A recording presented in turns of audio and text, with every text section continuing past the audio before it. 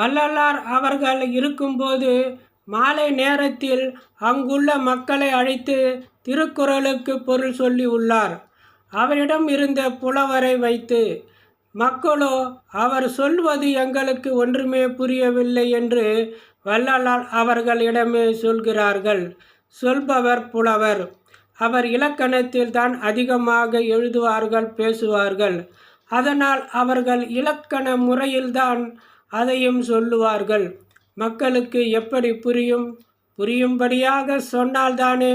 அவர்கள் பேசுவதும் அவர்களுடைய வாழ்க்கை முறை அதன் மூலம் சொன்னால்தான் புரியும். அந்த நாளிலே அப்படி உள்ளார்கள். என்ன செய்வது? வள்ளலார் அவர்களும் எழுதியுள்ளார். அவரிடம் இருந்த புலவரே ஒரு அது பொருள் எடுக்கவே முடியவில்லை என்று வள்ளலாரிடமே கேட்டு உள்ளார். அந்த நாளிலே இருப்பவர்களுக்கு எடுக்க முடியவில்லை என்றால் நம்மால் எப்படி எடுப்பது? சிந்தித்து பாருங்கள். இதற்கான விளக்கம் அந்த புத்தகத்தில் இருக்கும்.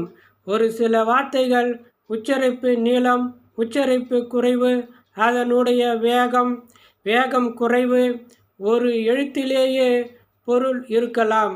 லான் என்ற வார்த்தையில் கூட அப்படித்தான் பிரிக்க வேண்டும்.